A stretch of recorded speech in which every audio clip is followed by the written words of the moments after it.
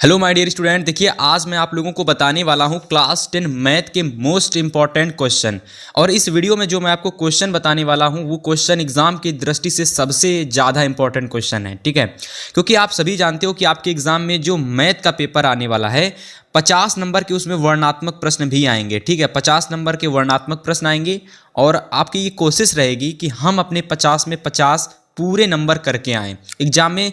50 में 50 पूरे क्वेश्चन करके आएँ, यानी 50 में 50 पूरे नंबर करके आएँ, ठीक है। तो देखिए इसके लिए आपको क्या करना है कि सबसे पहले 2 नंबर वाले क्वेश्चन, ठीक है, 4 नंबर वाले क्वेश्चन और 6 नंबर वाले क्वेश्चन, जितने भी आपके इंपॉर्टेंट क्वेश्चन हैं 2 नंबर, 4 नंबर और 6 नंबर वाले, सभी प्रश्नों को आपको बहुत अच्छे से एग्जाम से पहले लगा करके जाना है, ठीक है। इसी वजह से जब आप ये सारे प्रश्नों को अच्छे से लगा करके जाएंगे ना, तब जा करके आप बोर्ड एग्जाम में मैथ में एक अच्छा स्कोर यानी 70 में 65 प्लस या 68 मार्क्स ला पाएंगे, ठीक है। तो देखिए आज के इस वीडियो में मैंने क्या किया कि मोस्ट रिपीटेड क्वेश्चन जो है ना, मैथ के मोस्ट रिपीटेड क्वेश्चन, उनको मैंने इस वीडियो में शामिल किया है, ठीक है। आप देख सकते हो बहुत सारे क्वेश्चन आपके लिए लाए गए हैं, ठीक है। पूरी वीडियो को देख लेना और इस वीडियो से आपको हो सकता है 2 से 3 क्वेश्चन एग्जाम में जरूर देखने को मिलेंगे। हाफ ईयरली हो या बोर्ड एग्जाम में यही प्रश्न आते हैं और इनको अच्छे से विद सॉल्यूशन के साथ कराने वाला हूं, ठीक है। तो भाई पूरी वीडियो को देख लेना, स्किप कहीं मत करना वीडियो को। चैनल पर अगर आप पहली बार आए हो सब्सक्राइब करके वीडियो को लाइक कर देना, ठीक है। चलो सबसे पहला प्रश्न देखो आप लोग। पहला हमारा प्रश्न है कि बहुत आसान, एकदम जीरो लेवल से प्रश्न को शुरू किया है, ठीक है। यानी सबसे आसान, फिर थोड़ा उससे कठिन और फिर उससे थोड़ा सा कठिन, इस तरीके से प्रश्न को यहाँ शामिल किया गया है। सबसे पहला आप प्रश्न देखेंगे, लेकिन इससे पहले जान लीजिएगा ये जो प्रश्न है बहुत ही इंपॉर्टेंट क्वेश्चन है, 2024 में जरूर आपको देखने को मिलेगा, ठीक है। इसलिए बहुत इंपॉर्टेंट क्वेश्चन है, तैयार कर लेना, ठीक है। चलो सबसे पहले पढ़ते हैं। क्वेश्चन हमारा है कि त्रिज्या 4 सेंटीमीटर वाले एक वृत्त के त्रिज्य खंड का क्षेत्रफल ज्ञात कीजिए, ठीक है। यानी हमारा कोई एक वृत्त है जिसकी 4 सेंटीमीटर त्रिज्या है, ठीक है। तो उस वृत्त का हमको क्या करना है, त्रिज्य खंड का क्षेत्रफल, त्रिज्य खंड का जो क्षेत्रफल है ना वो हमको प्राप्त करना है, ठीक है। और जिसका कोण 30 डिग्री दे रखा है और साथ ही इसके संगत दीर्घ त्रिज्य खंड का क्षेत्रफल भी हमें ज्ञात करना है, ठीक है। तो देखो पूरा प्रश्न आप अच्छे समझ लेना। प्रश्न में 2 चीज़ें पूछी गई हैं, त्रिज्य खंड का क्षेत्रफल, नंबर 1 त्रिज्य खंड का क्षेत्रफल पूछा गया है, और दूसरी चीज़ हमसे संगत लघु यानी संगत क्या पूछा, संगत दीर्घखंड, संगत दीर्घखंड का त्रिज्यखंड पूछ रहा है। 2 क्षेत्रफल हमें ज्ञात करने। देखो सबसे पहले यहाँ समझो कि भैया एक हमारा वृत्त है, ठीक है। एक वृत्त है, वृत्त का जो कोण है त्रिज्यखंड में, यानी जो वृत्त हमारा है, जो त्रिज्यखंड बन रहा है, ये देखो ये हमारा त्रिज्यखंड है, ठीक है। जिनको नहीं पता त्रिज्यखंड क्या होता देख लो, ठीक है। यहाँ से ये पूरा हमारा एक त्रिज्यखंड है, ये पूरा त्रिज्यखंड है। अब जो हमारा त्रिज्यखंड बन रहा है उसका जो कोण है वो 30 डिग्री दे रखा है ना। और इसकी जो ये भुजा यानी इसका जो त्रिज्या है, या फिर कह लो इसकी जो भुजा या फिर त्रिज्या, वो कितनी दे रखी है, 4 सेंटीमीटर दे रखी है। तो हमको क्या करना है कि भाई हमको त्रिज्यखंड का क्षेत्रफल और वृत्तखंड का क्षेत्रफल ज्ञात करना है। सबसे पहले देखिए बहुत इंपॉर्टेंट क्वेश्चन है, 2024 में ये पेपर में रखा हुआ है, 2 नंबर का क्वेश्चन जरूर पूछा जाएगा या एग्जाम में आपके, ठीक है। तो सबसे पहले देखो वृत्त की त्रिज्या 4 सेंटीमीटर दे रखी है, कोण 30 डिग्री दे रखा है। हमको ज्ञात क्या करना है, सबसे पहले हमें त्रिज्यखंड का क्षेत्रफल ज्ञात करना है, ठीक है। देखो कैसे ज्ञात करोगे, तो त्रिज्यखंड का क्षेत्रफल ज्ञात करने के लिए आपको इसका फार्मूला पता होना चाहिए, ठीक है। यानी भैया इसका फार्मूला क्या होता है आपको वो पता होना चाहिए। देखो इसका फार्मूला आप नोट करिए, ये होता है इसका फार्मूला कि θ/360 पाई r स्क्वायर, ठीक है। थीटा यहाँ पर हमारा 30 डिग्री हो जाएगा और बाकी आप कैलकुलेशन कर लेंगे, अभी आंसर बताने वाले हैं, ठीक है। इसके बाद देखिए हमसे पूछ रहा था कि संगत दीर्घखंड का क्षेत्रफल ज्ञात करने के लिए, ठीक है। तो भाई उसके लिए आप फार्मूला क्या यूज़ करेंगे, यहाँ समझिए। ये हमारा पूरा वृत्त है, ठीक है, और वृत्त में से ये तो त्रिज्यखंड हो गया, बचा हुआ भाग हमारा क्या होता है, बचा हुआ भाग जितना होता है ये संगत दीर्घखंड होता है। तो वृत्त से अगर इतना माइनस कर देंगे तो हमारा संगत दीर्घखंड का क्षेत्रफल निकल आएगा कि नहीं निकल आएगा, बिल्कुल निकल आएगा। चलो अब इसको हम लोग आगे सॉल्व करते हैं। देखो सबसे पहले हम लोग निकालेंगे त्रिज्यखंड का क्षेत्रफल, ठीक है। देखो तो यहाँ पर सबसे पहले हम लोग निकालने वाले हैं त्रिज्यखंड का क्षेत्रफल। सबसे पहले भैया इसी को निकालेंगे और बहुत आसान होता है त्रिज्यखंड का क्षेत्रफल निकालना, ठीक है। तो देखिए अब आप लोग इसको यहाँ सॉल्व करेंगे बड़े अच्छे से। देखो कैसे सॉल्व करोगे। अब देखो यहाँ पर आपको अच्छे से सॉल्व करना है। त्रिज्यखंड का क्षेत्रफल आप लोगों को पता है, मैंने बता दिया। अब देखिए थीटा यहाँ पर हमारा ऊपर 30 डिग्री दे रखा था, ठीक है, पता है सभी लोगों को। 360 हमारा ये दे रखा था पूरा, ठीक है। इसका कोण मतलब जो ये फार्मूला होता है ये होता है। पाई का मान 3.14 दे रखा है ऊपर। अगर आप लोगों को नहीं पता तो मैं आपको दिखा देता हूँ, ठीक है। पाई का मान देखो यहाँ पर 3.14 दे रखा है, ठीक है। समझ में आ गया। चलिए बहुत अच्छे से हल करने वाले इस क्वेश्चन को। अब देखो यहाँ पर हम लोगों को क्या है कि भैया आर का मान 4 सेंटीमीटर दे रखा था, तो 4 को 2 बार लिख लेंगे, ठीक है। लिख लिया। 0 से 0 चला जाएगा, ठीक है। 3 एकम 3, 3 एकम 3, 3 दूना के 6, 4 एकम 4, 4 तिहाई 12, ठीक है। पूरा तरीके से कट चुका है। अब देखो नोट कर लो 3.14 इंटू 4, ठीक है। 3.14 इंटू 4 बटे में 3, ठीक है। अब आपस में इन दोनों का मल्टीप्लाई कर लो तो कितना हो जाएगा। 4 चौके 16, 4 एकम 4 एक 5, 4 तिहाई 12, 3 से इसको माइनस कर दो।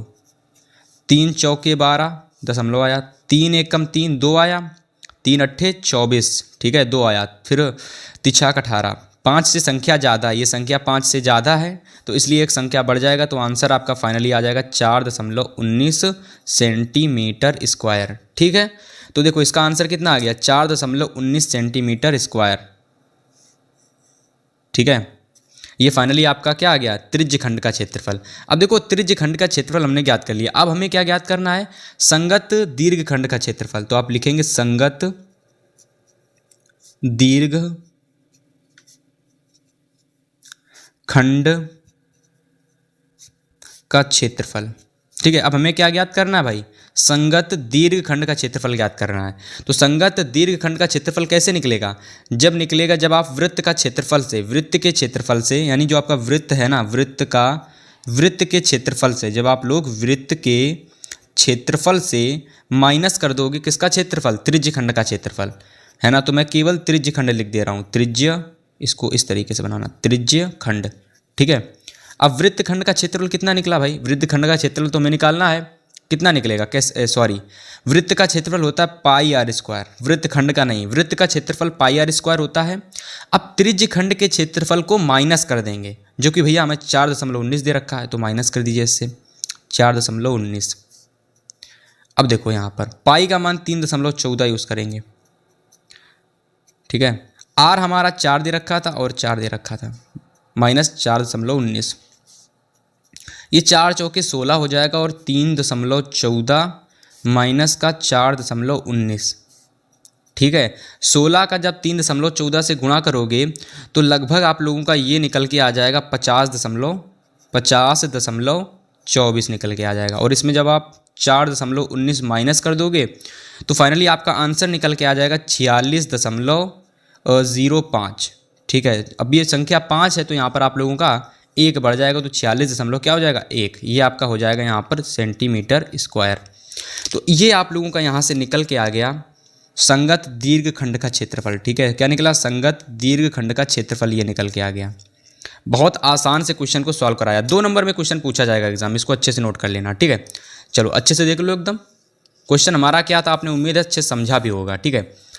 अच्छे से क्वेश्चन को समझा है भाई। चलो अगला प्रश्न देखो, अगला क्वेश्चन देखो, अगले क्वेश्चन पर आप लोग नज़र डालो अपनी। बड़ा ही मोस्ट इंपॉर्टेंट क्वेश्चन है दूसरा, इसका लेवल थोड़ा सा ज़्यादा बड़ा है, यानी थोड़ा सा ये है, हो सकता है 4 नंबर में भी पूछ लिया जाए, हालांकि आएगा तो 2 ही नंबर में ये क्वेश्चन, मगर कभी कभी 4 नंबर में भी आ जाता है। क्वेश्चन 2024 के लिए बहुत ज़्यादा इंपॉर्टेंट है। तो देखो प्रश्न हमारा है कि एक घड़ी की मिनट की सुई, एक घड़ी है ना, एक घड़ी है, थोड़ा सा चेंज कर लेते हैं पेन को। देखो एक घड़ी है तो घड़ी की जो मिनट की जो सुई है, ठीक है, घड़ी है, एक घड़ी की जो मिनट की सुई होती है ना, जैसे ये लोग घड़ी आप लोगों की है, ठीक है। अब इस घड़ी की जैसे ये मान लो मिनट की सुई है, ठीक है, ये मिनट की सुई है, तो मिनट की सुई की जो लंबाई दे रखी है वो 14 सेंटीमीटर दे रखी है, यानी 14 सेंटीमीटर दे रखी है, यानी 14 सेंटीमीटर लंबी है मिनट की सुई। और फिर हमसे आगे कह रहा कि 10 मिनट में, यानी 10 मिनट में मिनट की सुई द्वारा बनाए गए त्रिज्यखंड का क्षेत्रफल ज्ञात कीजिए और पाई का मान 3.14 प्रयोग कीजिए।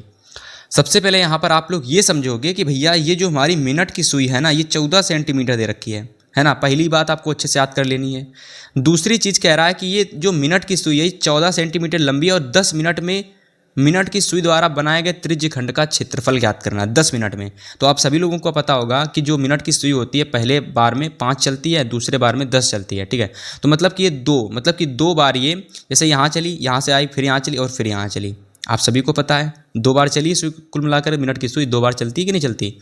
5 होता है, फिर 6 होता है, फिर 7 होता है, फिर 8 होता है, ठीक है। तो मतलब कुल मिला के 2 चली है, ठीक है। 2 चली है। अब आप सभी लोगों को इतना तो पता ही होगा भाई, इतना तो पता ही होगा कि ये जो हमारी घड़ी की सुई होती है इसका टोटल जो क्षेत्र मतलब कि टोटल कोण इसका 360 होता है ना। वृत्त का टोटल कोण कितना होता है 360 होता है।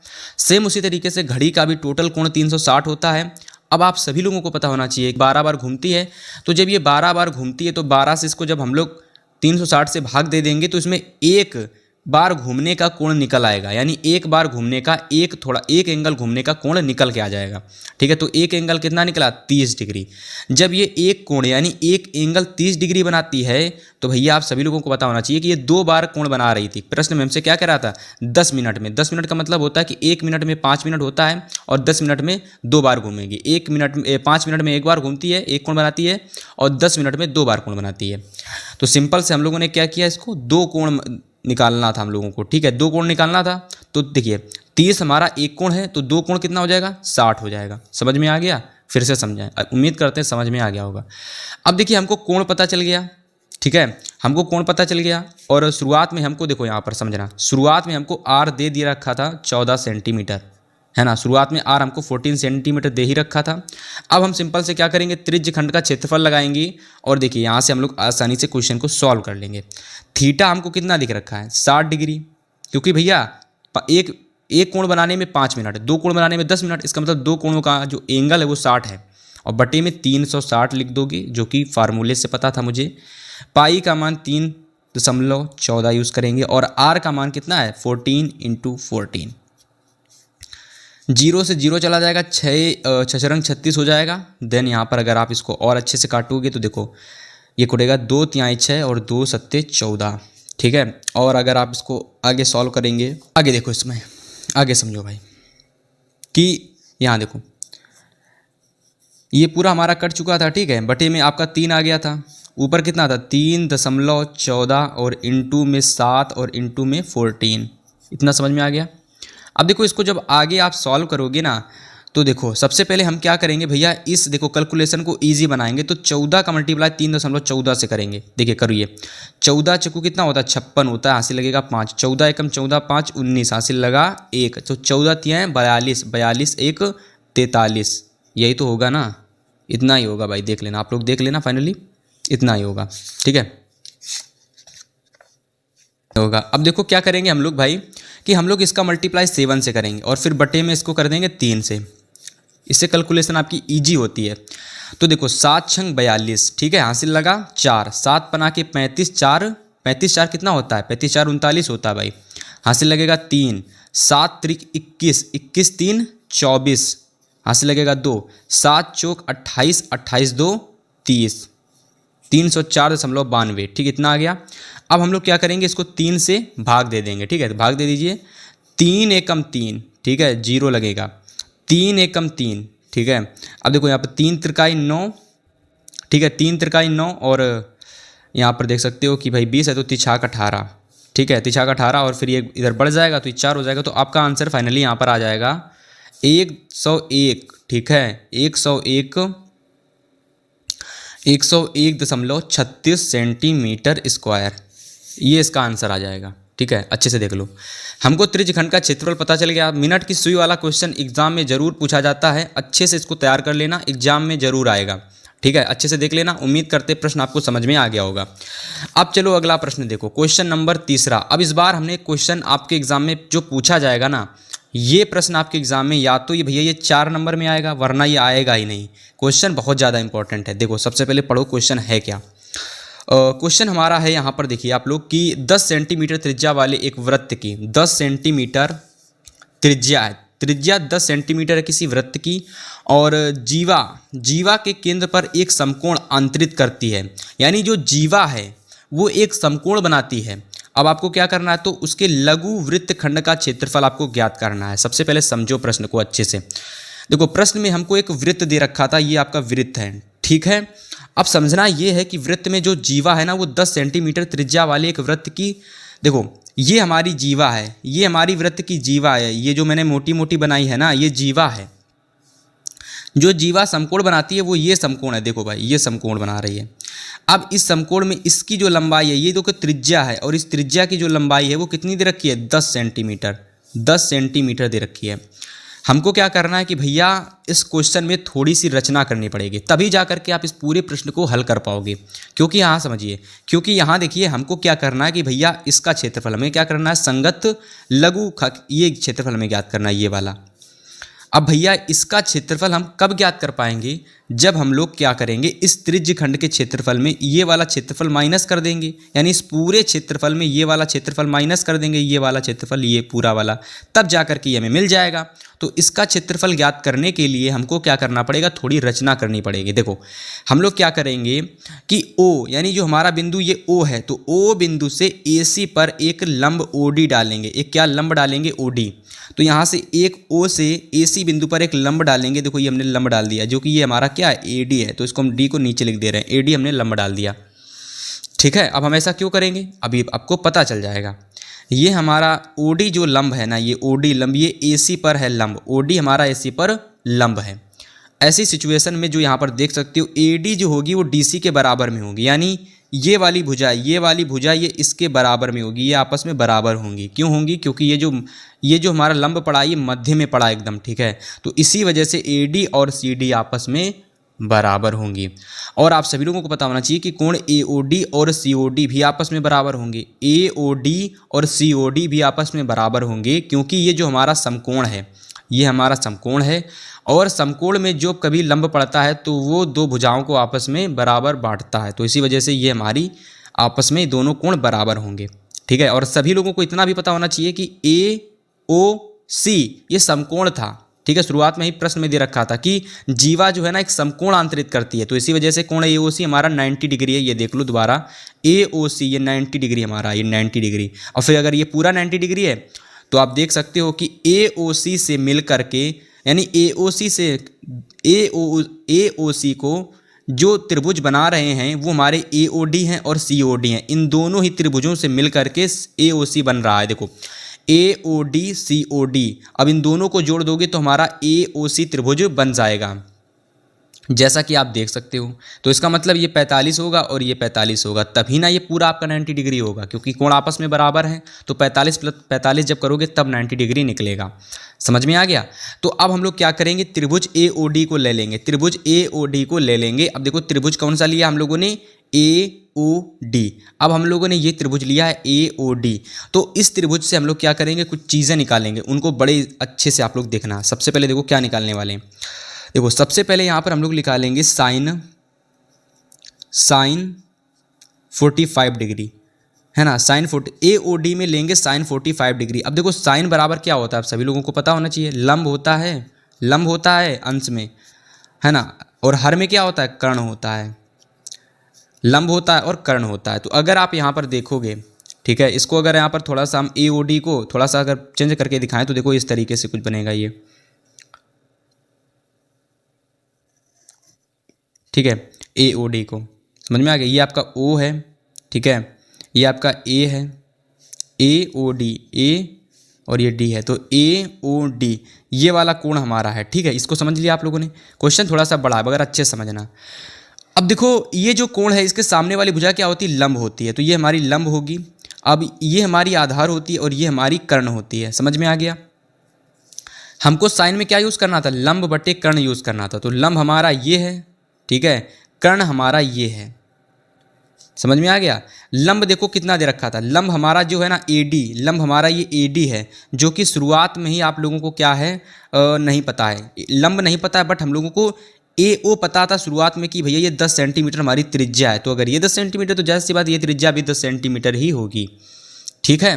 तो AO कितना हो जाएगा, 10 सेंटीमीटर, कितना हो जाएगा, 10 सेंटीमीटर। तो कर्ण यहाँ पर हमारा क्या हो जाएगा, देखो AO हमारा कर्ण है, तो कर्ण हमारा कितना हो जाएगा, 10 सेंटीमीटर। और लंब हमारा क्या है, लंब हमारा AD है, तो AD बटे में 10 सेंटीमीटर। और साइन 45 की वैल्यू सभी लोगों को पता होनी चाहिए। साइन 45 की वैल्यू कितनी होती है? 1/√2। 1/√2 होती है साइन 45 की वैल्यू।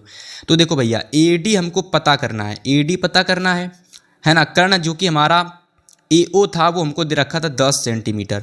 तो अगर आप देखोगे तो 10 ऊपर चला जाएगा, तो बट ये आपका हो जाएगा 10/√2 और इज इक्वल टू AD। अब देखो आप लोगों को एक प्रमेय याद होगी जो कि होता है परिमेयकरण। ठीक है, परिमेयकरण में क्या होता है कि भैया हम लोग जब परिमेयकरण करते हैं, इस तरीके से परिमेयकरण किया जाता है। देखो हम लोगों को AD निकालना है ना, तो परिमेयकरण करेंगे, कैसे करेंगे? देखो यहाँ पर ही दे रखा है 10/√2।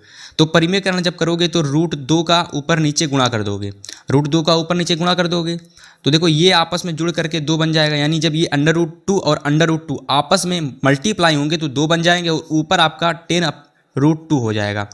2 पंचे 10, यानी अगर आप देखोगे तो AD बराबर हमारा कितना निकल के आया? AD बराबर में आपका निकला 5√2 सेंटीमीटर। इसको आप लोग एक समीकरण के लिए उपयोग कर लोगे या फिर इसको ब्रैकेट में इस तरीके से बंद कर दोगे, बहुत ज़रूरत पड़ेगी इसकी। ठीक है, समझ में आ गया? चलिए अगर आप यहाँ पर देखोगे भैया तो जो आपका AD है ना, आपका जो AD, ये जो आपका AD है, देखो अभी मैं आपको दिखाऊंगा, देखो समझो। ये जो आप लोगों का AD है ये DC है। AD और DC आपस में बराबर थे, AD और DC आपस में बराबर थे ना, तो बस ये अभी हम लोग यूज़ करेंगे। चूँकि देखिए AC हमको प्राप्त करना है, हमें भैया AC प्राप्त करना है, तो आप सभी जानते हो कि AD प्लस कितना, AD प्लस CD था। ठीक है, और इन दोनों को, और अगर हम लोग इन दोनों को जोड़ दें, AD प्लस CD को जोड़ दें, तो जा करके भैया हमारा क्या बन जाता था? AC मिल जाता था, AC। और AC को ही हमको क्या करना है? AC ही हमें प्राप्त करना है। अब आप चूंकि जानते हैं कि AD प्लस CD आपस में बराबर है, तो CD की जगह हम लोग AD कर देंगे, तो AD plus AD is equal to AC। ये कितना हो जाएगा? 2AD हो जाएगा। ठीक है, और ये कितना बराबर AC। अब AD की वैल्यू हम लोगों ने निकाल चुके थे 5√2, तो यहाँ पर हम लोग लिख देंगे 5√2 इज इक्वल टू AC। तो फाइनली यहाँ से अगर आप देखोगे AC आपका निकलेगा 5 दूना के 10, 10√2 AC आपका निकल के आ गया। तो इस तरीके से आप लोगों ने AC निकाल लिया। लेकिन अभी हम लोगों को एक चीज़ की और ज़रूरत है। अभी मैं आपको बताऊंगा किस चीज़ की ज़रूरत है। अभी हमको OD और निकालना है, OD और निकालना है। देखिए AC आपका निकल के आ गया। अब ये सारी वैल्यू आपको पता चलेंगे क्यों निकाल रहे हैं। अब देखो हमें क्या निकालना है? OD निकालना है। तो OD को निकालने के लिए हम लोग क्या यूज़ करेंगे? एक और फार्मूला यूज़ करेंगे, और वो त्रिभुज हमारा कौन सा रहेगा? त्रिभुज भी हमारा AOD ही रहने वाला है। क्या त्रिभुज रहने वाला है? त्रिभुज भी हमारा AOD में, त्रिभुज हमारा वही रहेगा AOD। अब मगर यहाँ पर हम लोग जो फार्मूला यूज़ करेंगे वो होगा cos 45। cos 45 का फार्मूला यूज़ करेंगे, और cos 45 बराबर क्या होता है? आधार बट्टे कर्ण। क्या होता है भैया? आधार बट्टे कर्ण, आधार बट्टे कर्ण होता है। तो अब आप लोग यहाँ पर देखोगे कि आधार हमारा कौन सा है। ठीक है, आधार हमारा यहाँ देखो इस वाले त्रिभुज में आधार हमारा ये है OD, जो कि हमें ज्ञात करना है। कर्ण हमें पता था AO कितना था? कर्ण हमारा 10 सेंटीमीटर। ठीक है, कर्ण हमारा कितना था? 10 सेंटीमीटर। चलो यहाँ देखो, इसको थोड़ा सा कलर चेंज कर लेते हैं पेन का। देखो आधार हमारा कितना था? हमें ज्ञात करना है। आधार हमारा OD था, हमें ज्ञात करना है। कर्ण हमारा 10 सेंटीमीटर था। cos 45 बराबर 1/√2 होता है। ठीक है, cos 45 बराबर 1/√2 होता है, और इज इक्वल टू OD/10 हो जाएगा। तो OD आप जब ज्ञात करोगे तो भैया वही सिचुएशन यहाँ पर भी बनेगी, 10/√2। लेकिन फिर से हम लोग यहाँ पर परिमेयकरण कर देंगे। ठीक है, फिर से हम यहाँ पर परिमेयकरण कर देंगे, तो ये आपस में जुड़ करके 2 बन जाएगा, यानी गुणा होकर के, और ये आपस में गुणा होकर के 10√2 बन जाएगा। इसको काटोगे तो 2 पंचे 10 हो जाएगा, यानी फाइनली इसका जो मान निकलेगा वो निकलेगा 5√2 सेंटीमीटर। तो आप देख सकते हो हम लोगों को 2 चीज़ें जो हमने प्राप्त करनी थी है ना, वो हमको मिल चुकी हैं। अभी हमें क्यों प्राप्त की, हम लोगों ने क्यों ज्ञात की, वो मैं आपको अब बताऊंगा। देखो हम लोगों ने OD ज्ञात कर लिया, ठीक है, और हम लोगों ने यहाँ पर AC ज्ञात कर लिया। AC और OD हम लोगों ने क्यों ज्ञात किया? हम लोगों ने क्यों ज्ञात किया AC और OD को? अब मैं आपको थोड़ा सा यहाँ समझाता हूँ। देखो ये अगर आप देखोगे AC तो ये भैया आधार है, और ये OD देखोगे तो भैया ये एक प्रकार से हमारी ऊंचाई है। ये हमारी क्या है? ऊंचाई है, ऊंचाई है। और ये हमारा AC क्या है? ये हमारा आधार है। ये क्या हमारा आधार है। ठीक ठीक है, थोड़ा सी ऐसे बता दे रहे हैं थोड़ी सी जगह में, ये हमारा आधार है। और हमको यह क्या करना है कि त्रिभुज का क्षेत्रफल माइनस कर दोगे पूरे त्रिज्यखंड के क्षेत्रफल से, तब जा करके हमें लघु जो हमारा त्रिज्यखंड है उसका क्षेत्रफल ज्ञात हो जाएगा। तो हम क्या करेंगे भैया, 1/2 आधार गुणित ऊंचाई फार्मूला लगा करके इस त्रिभुज समकोण त्रिभुज का फार्मूला ज्ञात करेंगे। इसी वजह से हम लोगों ने आधार और ऊंचाई को निकाला है। समझ में आ गया अब आप लोगों को? अब आप लोगों को उम्मीद है करते हैं समझ में आ गया होगा। देखो अब हम लोग क्या लिखेंगे यहाँ पर, अब हम लोग यहाँ पर लगाएंगे त्रिभुज का क्षेत्रफल, त्रिभुज का क्षेत्रफल, त्रिभुज का क्षेत्रफल, त्रिभुज का क्षेत्रफल जो कि आपका होता है 1/2 आधार गुणित ऊंचाई। क्या होता है? 1/2 आधार गुणित ऊंचाई। अब अगर आप लोगों को इतना समझ में आ गया है ना, तो 1/2 आधार कितना आप लोगों का था? आधार आप लोगों का था भैया AC, जो कि आप लोगों को शुरुआत में हम लोगों ने निकाला था 10√2। अगर आपको नहीं पता तो हम लोगों ने इतना निकाला था। OD, हमारी OD ऊंचाई कितनी निकली थी? 5√2। ठीक है, अब देखो √2 आपस में मल्टीप्लाई होकर के 2 बना लेगा। ठीक है, ये आपस में 10 × 5 50 बना लेगा, और बट्टे में क्या हो जाए, इंटू में 1/2, 2 से 2 कैंसिल हो जाएगा। तो फाइनली आपका यहाँ से 50, त्रिभुज का क्षेत्रफल 50 सेंटीमीटर स्क्वायर निकल के आ जाएगा। हमको अभी क्या ज्ञात करना है? लघु त्रिज्यखंड का क्षेत्रफल ज्ञात करना है। क्या ज्ञात करना है? लघु त्रिज्य खंड का क्षेत्रफल, लघु त्रिज्य खंड का क्षेत्रफल हमको तो भैया ये ज्ञात करना है ना। तो इसको ज्ञात करने के लिए आप क्या करोगे कि त्रिज्यखंड का क्षेत्रफल, त्रिज्यखंड का क्षेत्रफल है ना, जब इसके क्षेत्रफल से आप लोग माइनस कर दोगे इस 50 सेंटीमीटर को ना, तब आप 50 सेंटीमीटर को माइनस कर दो भाई, आपका जो लघु त्रिज्यखंड का क्षेत्रफल वो निकल के आ जाएगा। तो देखो त्रिज्यखंड का क्षेत्रफल कितना होता है? त्रिज्यखंड का क्षेत्रफल कितना होता है भाई? तो त्रिज्यखंड का क्षेत्रफल आप लोगों का होता है, कितना नहीं होता है? Theta 360 πr²। आप लोग इसको अलग से निकाल लेना, ठीक है, अलग से निकाल लेना। अभी मैं आपको इसका डायरेक्ट त्रिज्यखंड का क्षेत्रफल बता दे रहा हूँ कितना निकलेगा। तो त्रिज्यखंड के क्षेत्रफल में आप लोग देखिए थीटा की वैल्यू कितनी यूज़ करोगे? थीटा की वैल्यू 90 यूज़ कर लेना, ठीक है, 90 यूज़ कर लेना। और जो आप लोगों का आर है, आर आप सभी लोगों को पता है कितना है आर हमारा? तो आर सभी लोगों को पता होगा भैया, आर हमारा 10 सेंटीमीटर है। ठीक है, तो आर आप लोग 10 यूज़ कर लेना। अब जब पूरा निकाल लोगे, इसको हल कर लोगे, तो ये निकलेगा 78.5। अब इससे आप 50 माइनस कर दोगे तो फाइनली आप लोगों का जो आंसर है ना वो निकल के आ जाएगा। यहाँ पर आप देख सकते हो कि 78.5 से जब घटा दोगे 50 को, तो ये निकलेगा आपका 28.5 सेंटीमीटर स्क्वायर। अब यही तो हमको प्राप्त करना था, लघु त्रिज्यखंड का क्षेत्रफल आपने ज्ञात कर लिया। तो फाइनली इस तरीके से आप लोगों का पूरा क्वेश्चन ये यहाँ से हल हो जाएगा। उम्मीद करते हैं क्वेश्चन सभी लोगों को बहुत अच्छे से समझ में आया होगा। अब देखो क्वेश्चन को नोट कर लेना भाई, अगर समझ में ना आया हो दोबारा देख लेना, जरूर समझ में आ जाएगा। ठीक है, और अगर वीडियो पसंद आ रही हो तो वीडियो को लाइक करके, चैनल पर नए आए हो अभी तक सब्सक्राइब नहीं किया तो सब्सक्राइब भी कर लेना। फिर हम आपको आगे का प्रश्न बताने वाले हैं। देखो अगला प्रश्न हमारा है, देखो ये समझो, इस वाले प्रश्न को समझो, बहुत ही महत्वपूर्ण प्रश्न है ये वाला आपका इंपॉर्टेंट क्वेश्चन। कह रहा है कि एक गोले के वक्र पृष्ठ की माप 36 पाई सेंटीमीटर स्क्वायर है, तो गोले का आयतन ज्ञात कीजिए। सबसे पहले यहाँ पर आपको क्या दे रखा था? तो भैया गोले का वक्र पृष्ठ दे रखा था 36 पाई सेंटीमीटर स्क्वायर। हमको क्या करना है कि गोले का आयतन ज्ञात करना है ना। तो आप लोगों को एक बात पता होनी चाहिए, हमको क्या करा कि हमको भैया गोले का वक्र पृष्ठ दे रखा है और उस वक्र पृष्ठ से हमको आयतन ज्ञात करना है। कैसे ज्ञात करोगे? देखो सबसे पहले यहाँ समझो कि गोले का वक्र पृष्ठ कितना होता है, इसका क्षेत्रफल होता है 4πr²। साथ में गोले के आयतन का जो फार्मूला होता है वो होता है 4/3 πr³।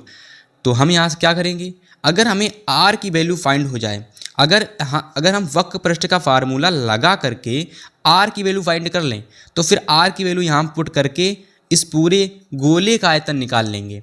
ठीक है, तो चलिए सबसे पहले यहाँ पर हम लोग लगाते हैं फार्मूला वक्र पृष्ठ का क्षेत्रफल।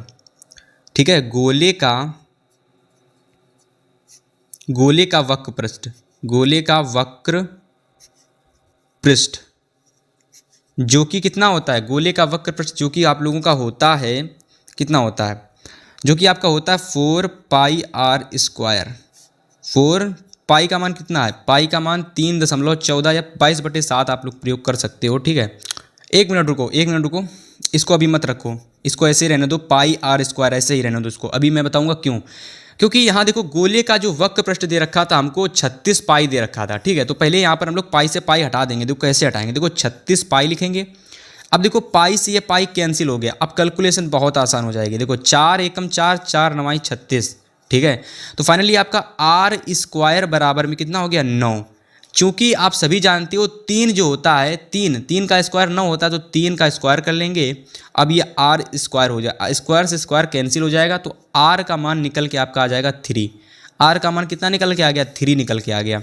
तो देखो हमको आर का मान ज्ञात करना था, आर की वैल्यू फाइंड कर ली। आर की वैल्यू को हम लोग गोले के आयतन के फार्मूले में रख देंगे और वहाँ से हमारा गोले का आयतन निकल के आ जाएगा। तो अब आप लिखोगे चूँकि आर बराबर हमारा कितना निकला, 3 सेंटीमीटर निकला। अब इसी को हम लोग क्या करेंगे, गोले का आयतन, गोले का आयतन कितना होता है, गोले का आयतन भैया होता है 4/3 पाई आर क्यूब। जल्दी से थोड़ा सा हल करते हैं। ठीक है, 4/3 पाई आर क्यूब होता है। हम क्या करेंगे कि 4/3 पाई का मान क्या रखेंगे, 22/7, वही रख लो ज़्यादा बेटर रहेगा। 22/7 इंटू पाई का आर का मान कितना है, 3 इंटू 3 इंटू 3। 3 से एक 3 कैंसिल हो जाएगा। ठीक है, 3 से एक 3 कैंसिल हो जाएगा। इसको आप हल कर लो तो 4 दूना के 8, 4 दूना के 8 इंटू 3 त्रिकाई 9 बट्टी में 77। ठीक है, तो 9 8 72, 9 8 72 और 7 79 बट्टी में 7, ये आपका सेंटीमीटर स्क्वायर, ये इसका आंसर आपका हो जाएगा। ये आपका इसका आंसर हो जाएगा, यानी 792/7 सेंटीमीटर स्क्वायर। तो ये क्या होगा, आपका गोले का आयतन निकल के आ जाएगा। क्वेश्चन में हमसे यही पूछ रहा था कि भैया यदि गोले का वक्र पृष्ठ दे रखा हो तो उससे गोले का आयतन कैसे ज्ञात करोगे। क्वेश्चन जरूर एग्जाम में आता है, ये क्वेश्चन जरूर आएगा 2024 के किसी ना किसी सेट में। प्रश्न को अच्छे से तैयार कर लेना। ठीक है भाई, चलो अब हम लोग देखने वाले हैं अगला प्रश्न, क्वेश्चन नंबर 5। ठीक है, वीडियो को बिल्कुल स्किप मत करना। अगर वीडियो पसंद आ रही है वीडियो को लाइक कर देना, चैनल पर नया है भाई फिर से कह रहा हूँ सब्सक्राइब कर लेना। बहुत इंपॉर्टेंट क्वेश्चन आपको 2024 से जो आपको देखने को मिलेंगे एग्जाम में करा रहा हूँ।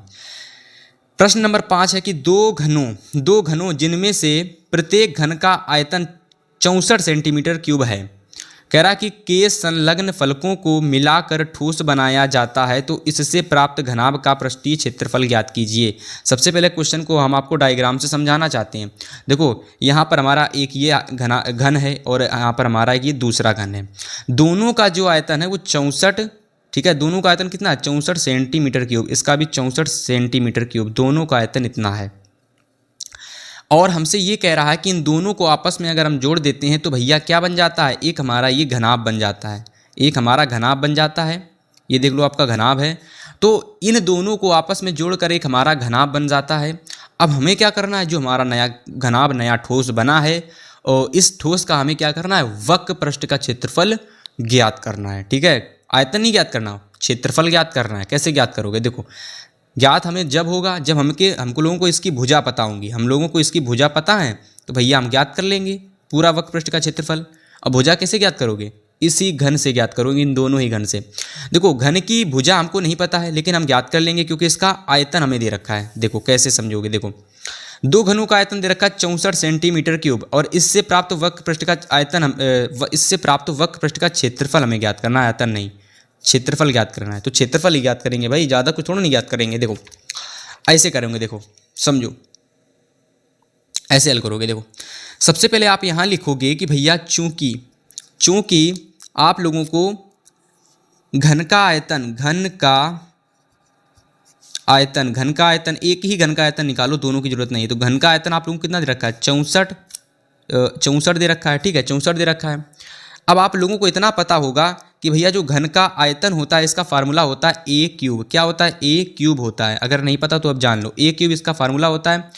अब ये हमारा 64 दे रखा है तो आप लोगों को ये भी पता होना चाहिए जो 8 होता है ना, 8 का जो क्यूब होता है वो 64 होता है। 8 का क्यूब कितना होता है, 64 होता है। और ये पहले से ए क्यूब दे रखा था तो क्यूब से क्यूब कैंसिल हो जाएगा। फाइनली ए हमारा जो है ना वो 8 निकल के आ जाएगा। अब ए हमारा यहाँ क्या है, ए हमारा यहाँ पर घन की भुजा है। ए यहाँ पर ये हमारी क्या है, ये घन की भुजा है, घन की भुजा। ये क्या है, घन की भुजा है। ये 8 सेंटीमीटर घन की भुजा निकल के आई है। ठीक है, समझ में आ गया आप लोगों को। तो जब घन की हमें भुजा पता चल गई तो हम घनाभ की भुजा कैसे निकालेंगे, देखो समझो यहाँ पर जब हम लोगों ने दो घन को आपस में जोड़ा तो घनाभ बना। तो देखिए ये वाली भुजा, देखिए ये वाले घन की ये वाला ए और इस वाले घन का ये वाला ए, जब दोनों को आपस में जोड़ दोगे तो ये बन जाएगा आपका 2a। और 2a जो बराबर में होता है ये किसके होता है, लंबाई, चौड़ाई और ऊंचाई। तो ये आपकी लंबाई हो जाएगी, ये आपकी चौड़ाई b के बराबर में हो जाता है। और बाकी सारी चीज़ें, ऊंचाई भी हमारी ये जो है ना, ये ऊंचाई ये इसके बराबर में होगी। b है ना ये a, ये हमारी देखिए लंबाई, ठीक है, लंबाई ये आपकी लंबाई होगी। ठीक है, ये आपकी लंबाई और ये आपकी ऊंचाई हो जाएगी। ठीक है, समझ में आ गया। तो बाकी सारी भुजाएं मतलब ऊंचाई, लंबाई और चौड़ाई बस अलग रहेगी, बाकी ऊंचाई और लंबाई समान रहेंगी। अब हम लोग यहाँ से क्या करेंगे भैया, घनाभ का क्षेत्रफल निकालेंगे। तो देखो घनाभ का वक्र पृष्ठीय क्षेत्रफल निकालेंगे। घनाभ का वक्र पृष्ठीय क्षेत्रफल कितना होता है, फार्मूला नहीं पता, देखो यहाँ पर फार्मूला नहीं लिखा मैंने, लिखा है फार्मूला, देखो यहाँ पर फार्मूला लिखा है मैंने। घन का आयतन का फार्मूला बता ही दिया था। तो घन का पृष्ठीय क्षेत्रफल आप लोगों का होता है 2lb + bh + hL, ब्रैकेट में होता है lb + bh + hL। ओके, इस फार्मूले को यहाँ पर हम लोग रख देंगे 2lb + bh + hL। आगे आप लोगों को सारी भुजाएं पता हैं। b बस हमारी कितनी है, 2a रहने वाली है, यानी a का हमारा 8 निकला है, a हमारा 8 निकला है, तो 2a हमारा कितना हो जाएगा, 16 हो जाएगा। सारी वैल्यू रख दोगे आप लोग। यल भी कितना है, l हमारा कितना दे रखा है भैया, l हमारा 8 है, b हमारा कितना है 16 है, b हमारा कितना है 16, l हमारा 8 है, प्लस h हमारा कितना है, ये हमारा 8 है, l हमारा कितना है, ये भी हमारा 8 है। तो lb bh + hL ये आपका हो जाएगा, है ना। अब भैया इसको आगे आप हल कर लो।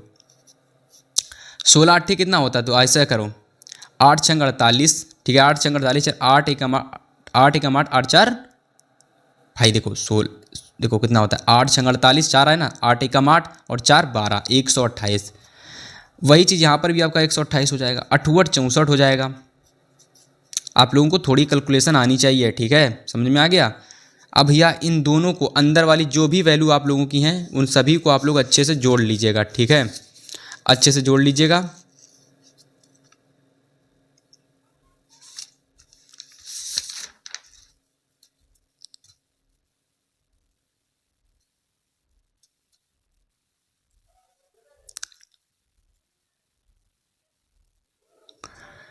तो आप लोग जोड़िएगा, देखो कैसे जोड़ोगे, समझो यहाँ पर ऐसे जोड़ोगे 8 4 12 और 8 12 8 कितना होता है, 20 होता है।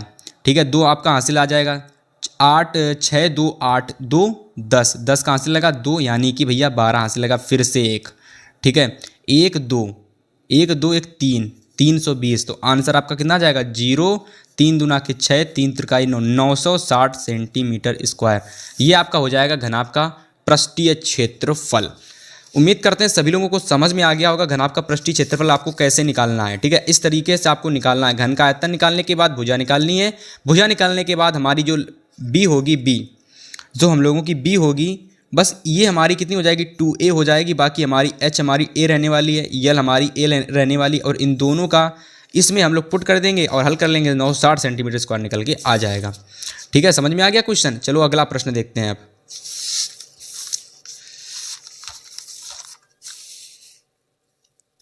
अगला प्रश्न हम लोगों का है कि एक शंकु के आधार की त्रिज्या 3.5 सेंटीमीटर दे रखी है। एक शंकु है जिसकी आधार की त्रिज्या यानी आर हम लोगों की 3.5 सेंटीमीटर दे रखी है, 12 सेंटीमीटर इसकी ऊंचाई यानी ये हमारा एच दे रखा है, और शंकु की तिर्यक ऊंचाई यानी एल हमसे पूछ रहा है ज्ञात करने के लिए। बहुत प्रश्न इंपॉर्टेंट है, बोर्ड एग्जाम में 2 नंबर या 2 नंबर में जरूर आएगा भाई, 1 नंबर में तो आएगा नहीं, क्योंकि 1 नंबर में एमसीक्यू आता है और एमसीक्यू में ऐसा प्रश्न नहीं बनता है। ठीक है, हार्ड प्रश्न है थोड़ा सा।